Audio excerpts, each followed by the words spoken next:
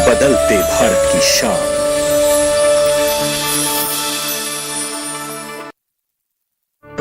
गांव किसान के सह प्रायोजक हैं LIC, हर पल आपके साथ।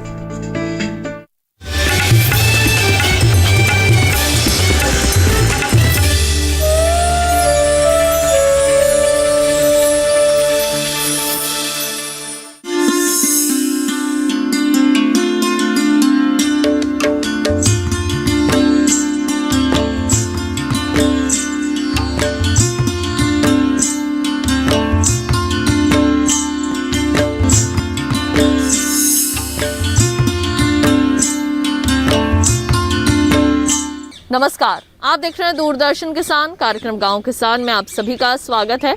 मैं हूं आपके साथ ज्योत्सना टंडन।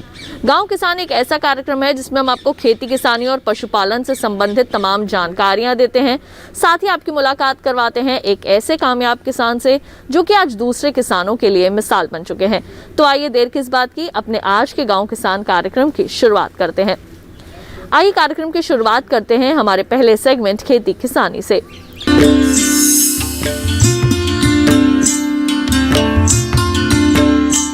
किसान भाइयों बहनों, आपकी फसल को सुरक्षा देने के लिए सरकार लेकर आई है प्रधानमंत्री फसल बीमा योजना, जो सफलतापूर्वक अपने 6वें साल में प्रवेश कर चुकी है। तो प्रधानमंत्री फसल बीमा योजना की क्या है रूपरेखा, आइए दिखाते हैं आपको कार्यक्रम के पहले भाग में। फसल के नुकसान पर किसान को मुआवजे के रूप में आर्थिक सहायता मिल सके, इसके लिए माननीय प्रधानमंत्री नरेंद्र मोदी जी ने 2016 में फसल बीमा योजना की शुरुआत की। ये योजना जहां खेती में होने वाले जोखिम की भरपाई करती है, वहीं किसान को आपदा से लड़ने की हिम्मत भी देती है। 2021 में इस योजना ने सफलतापूर्वक अपने 5 वर्ष पूरे कर 6वां साल में प्रवेश किया। प्राप्त आंकड़ों के अनुसार 2016 से अब तक 27 करोड़ किसान प्रार्थना पत्रों के जरिए 23,54,80,000 हेक्टेयर जमीन का बीमा हुआ है, जिसकी बीमा राशि 9,55,950 करोड़ रुपए रही। वहीं और अगर हम प्रीमियम की बात करें तो 1,26,380 करोड़ रुपए का कुल प्रीमियम जमा हुआ, जिसमें 19,897 करोड़ रुपए किसानों ने जमा किए। बीमित किसानों की ओर से फसल को नुकसान होने पर पिछले 5 सालों के दौरान 93,011 करोड़ रुपए का दावा किया गया, जिनमें से 89,614 करोड़ रुपए के दावों का भुगतान भी कर दिया गया। ये योजना फसल की बुवाई से लेकर कटाई के बाद तक सुरक्षा सुनिश्चित करती है। फसल बीमा योजना का उद्देश्य प्राकृतिक आपदाओं, कीट और रोगों के कारण खराब हुई फसल के एवज में बीमा कवरेज और वित्तीय सहायता देना है। खेती में किसानों की रुचि बनाए रखना व उनकी आय को स्थायित्व देना, किसानों को कृषि में नवाचार और आधुनिक पद्धतियों को अपनाने के लिए प्रोत्साहित करना, कृषि क्षेत्र में ऋण के प्रवाह को सुनिश्चित रूप से बनाए रखना है। फसल बीमा योजना के तहत ओला, जलभराव और लैंडस्लाइडिंग जैसी आपदाओं को स्थानीय आपदा माना जाता है। इस योजना के तहत पोस्ट हार्वेस्ट नुकसान भी शामिल है। फसल बीमा योजना में प्रीमियम दर काफी कम है। योजना के तहत खरीफ के लिए 2% प्रीमियम और रबी फसल के लिए 1.5% प्रीमियम देय है। बागवानी फसलों के लिए 5% प्रीमियम देना होता है। योजना का लाभ लेने के लिए किसान ऑनलाइन और ऑफलाइन दोनों तरीके से आवेदन कर सकते हैं। फसल बुवाई के 10 दिन के अंदर किसान को आवेदन करना होता है। इस योजना में प्रीमियम का बाकी सारा भार सरकार खुद उठाती है और वही बाकी रकम किसानों की ओर से बीमा कंपनियों को देती है, ताकि किसी भी प्रकार की प्राकृतिक आपदाओं में फसल हानि के लिए किसानों को पूर्ण बीमित राशि मिल सके। कृषि और किसान कल्याण मंत्रालय ने योजना को लेकर किसानों में जागरूकता पैदा करने के लिए कई कदम भी उठाए हैं। मंत्रालय और राज्य कृषि विभागों के सहयोग से विभिन्न बीमा कंपनियों ने देश भर में बड़े पैमाने पर अभियान चलाया। जागरूकता बैठकों, महत्वपूर्ण स्थानों पर बैनर व पोस्टर प्रदर्शन और पर्चे वितरण करके किसानों में जागरूकता पैदा की जा रही है। किसी कारणवश यदि फसल बर्बाद होती है तो निम्न चरण पूरे किए जाते हैं, जिसके तहत प्राकृतिक कारणों से बर्बाद होने पर सबसे पहले 72 घंटे के अंदर बीमा कंपनी को इसकी सूचना देनी होगी। सूचना के बाद बीमा कंपनी से अधिकृत व्यक्ति खेतों का मुआयना करेगा। अधिकृत व्यक्ति खेतों में खराब हो चुकी फसलों का आकलन करेगा। आकलन के आधार पर बीमा कंपनी को रिपोर्ट भेजी जाएगी। इन सब प्रक्रियाओं के पूरे होने के बाद किसान को उनकी खराब फसल का मुआवजा मिलता है और इस तरह से कुल मिलाकर ये योजना दावा निपटान के माध्यम से वित्तीय सहायता प्रदान करके किसानों को अपने पैरों पर मजबूती से खड़े होने में मदद कर रही है। इसी के साथ कार्यक्रम गांव किसान में वक्त हो चला है एक छोटे से ब्रेक का। जल्द लौटेंगे वापस अपने अगले सेगमेंट हमारा पशुधन के साथ। देखते रहिए दूरदर्शन के साथ।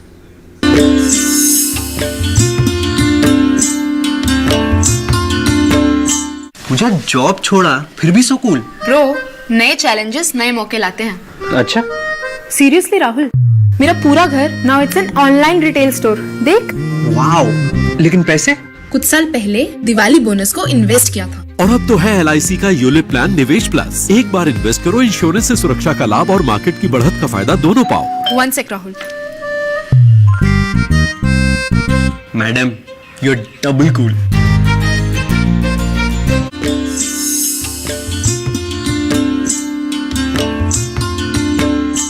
ब्रेक के बाद एक बार फिर आप सभी का स्वागत है कार्यक्रम गांव किसान में। आइए कार्यक्रम में बढ़ते हैं आगे और अब देखते हैं सेगमेंट हमारा पशुधन। किसान भाइयों बहनों, यूं तो आपने सुना होगा बकरी के दूध से बने उत्पाद, गाय और भैंस के दूध से बने उत्पाद, लेकिन क्या आप जानते हैं कि ऊंटनी के दूध से भी कई उत्पाद बनाए जाते हैं और वो काफ़ी स्वादिष्ट भी होते हैं। अपने आज के इस कार्यक्रम में हम आपको यही जानकारी देंगे कि ऊंटनी के दूध का इस्तेमाल आप कौन कौन से उत्पाद बनाने के लिए कर सकते हैं। तो आइए तमाम जानकारियां हासिल करें हमारे कार्यक्रम के इस भाग में।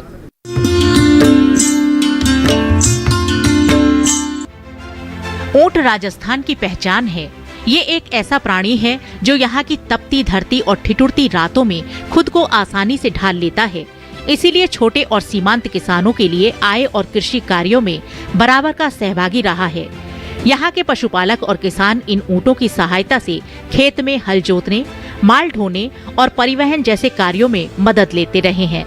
हालांकि इनसे एक और खास फायदा मिल रहा है और वो है दूध का उत्पादन। बदलते समय के साथ इसके दूध और इनसे बने उत्पादों की मांग बढ़ती जा रही है। इसका दूध अन्य पशुओं की तुलना में स्वाद में थोड़ा नमकीन होता है।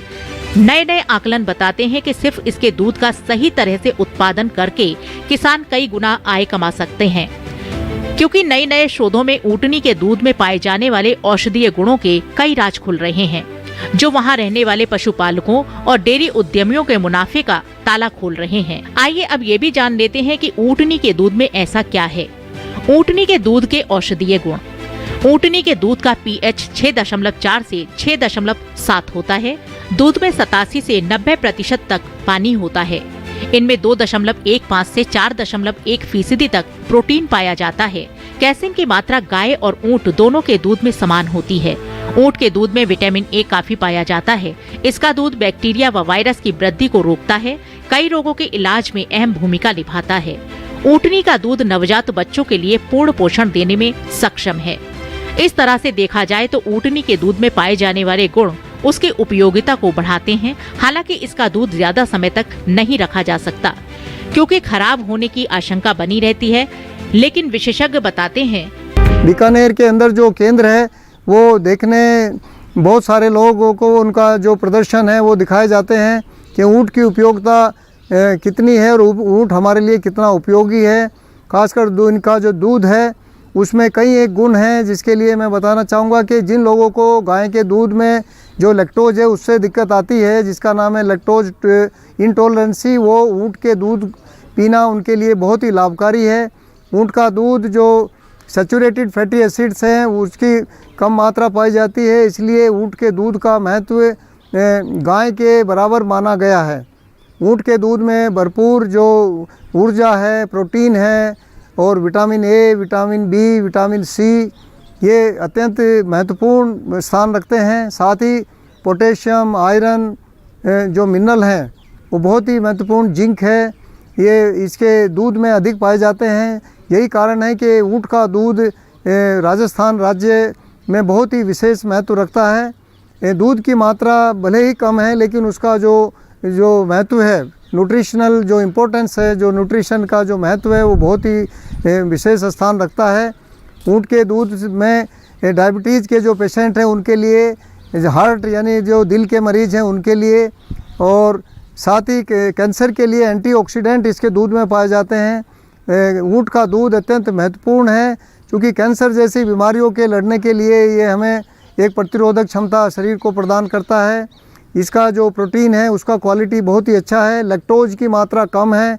यही कारण है ऊँट का दूध गाय के दूध के बराबर माना गया है। साथ ही जिन लोगों को लैक्टोज से सहन करने की क्षमता नहीं है, उनके लिए ऊँट के दूध की रिकमेंडेशन वैज्ञानिकों ने बताई है। और डायबिटीज़ और जो कोलेस्ट्रॉल यानी हार्ट के लिए ये जो दूध है, विशेष जो मेडिसिनल वैल्यू है इसकी, वो बहुत ही अत्यंत महत्वपूर्ण स्थान रखती है। कि ऊँटनी के दूध को 72 डिग्री सेंटीग्रेड पर केवल 58 सेकेंड पाश्चराइजेशन कर 72 घंटे तक सुरक्षित रखा जा सकता है। वहीं इसका प्रसंस्करण करके आप उसके खाने पीने का काफी सामान बना सकते हैं।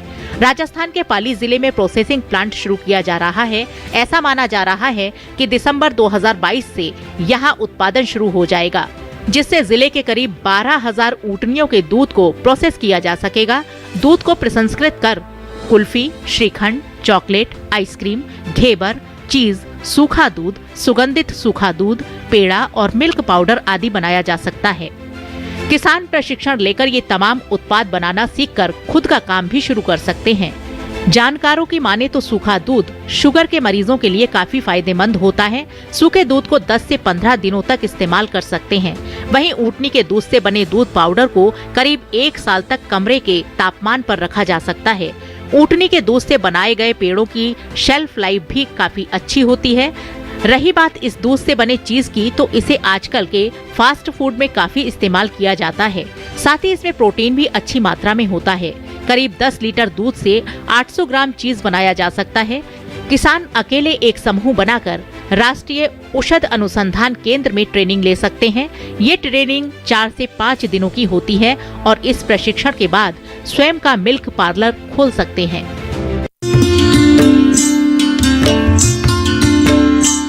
आइए कार्यक्रम गांव किसान में बढ़ते हैं आगे और एक नजर डाल लेते हैं इस माह के पशुपालक कैलेंडर पर।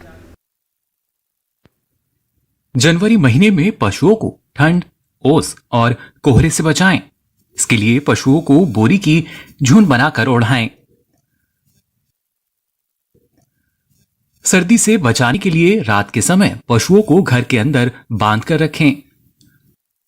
पशुओं को पीने के लिए ताजा या गुनगुना पानी दें। दुधारू पशुओं को तेल व गुड़ देने से भी शरीर का तापमान सामान्य बनाए रखने में सहायता मिलती है।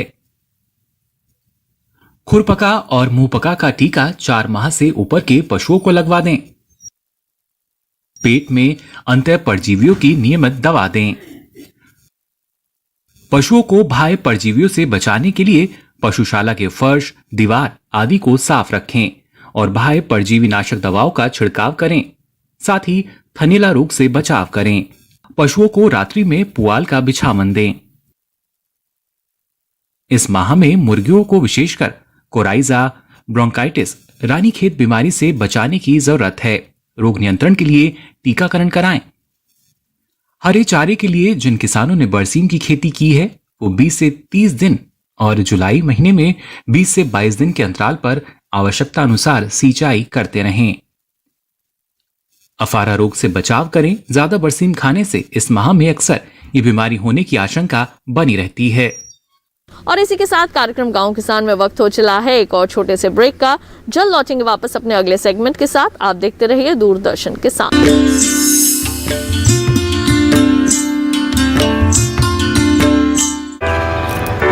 My journey of insurance and investments began at the same time when I invested in LIC SEEP. In this fast-moving world, SEEP can balance your funds with security and growth. SEEP will take care of the ups and downs of the market and will give you fruitful results so that you enjoy the ride. And when SEEP is with you, you can soar high. LIC's unit-linked insurance plan SEEP offers savings and protection so that you can soar high in your life. LIC, हर पल आपके साथ।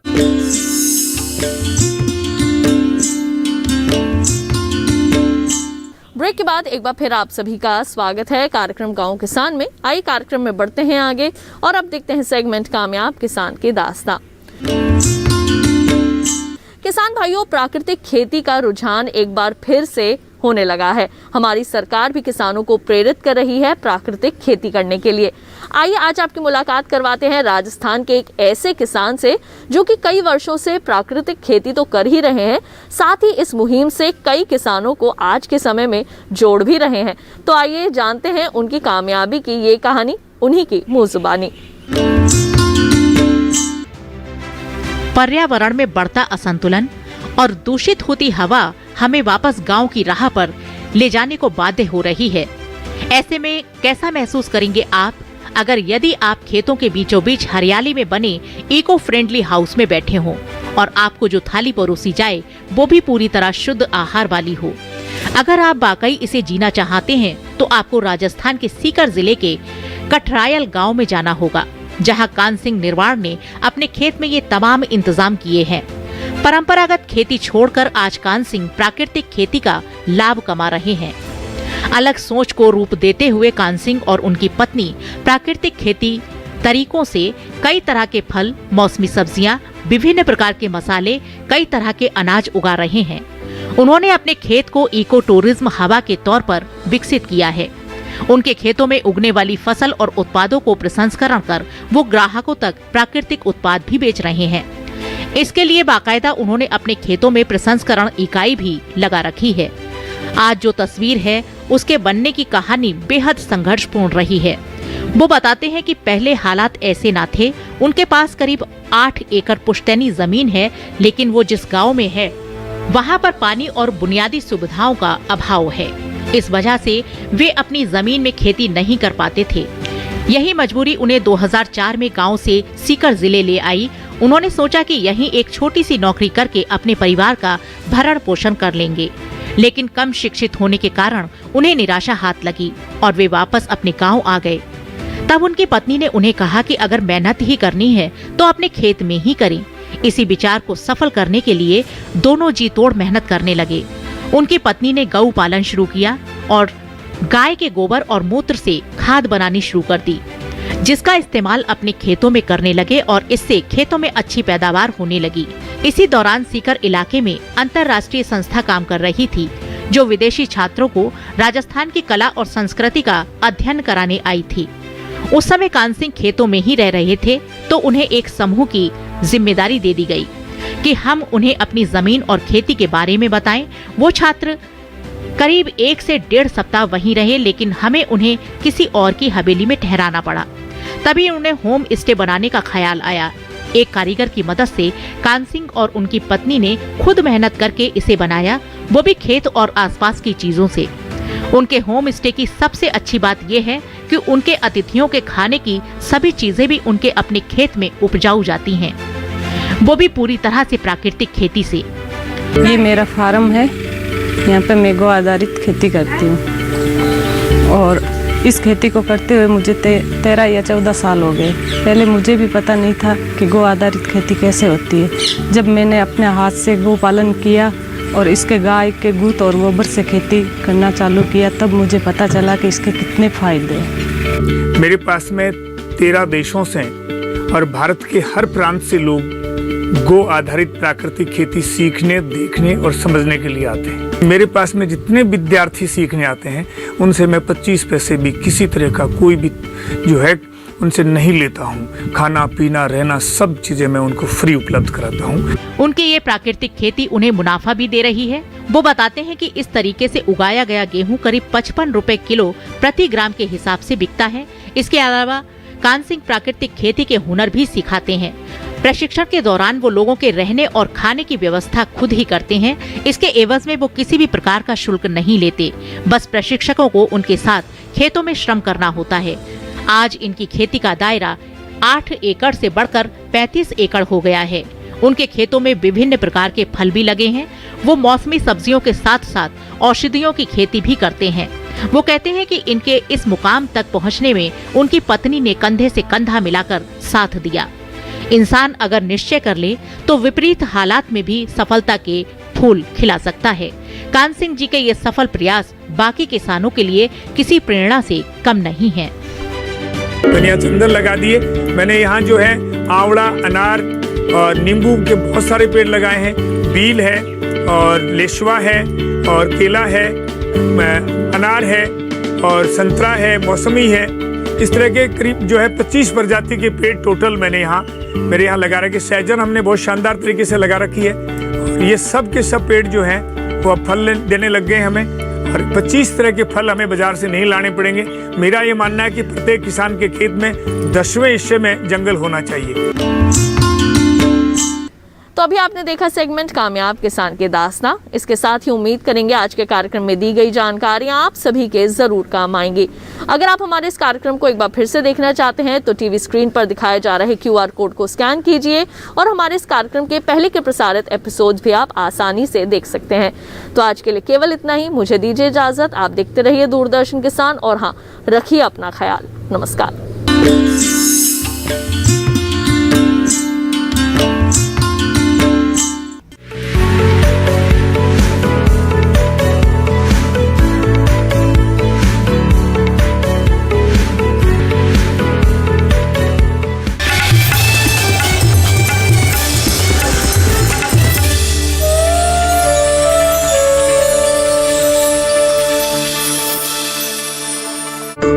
गांव किसान के सह प्रायोजक थे LIC, हर पल आपके साथ।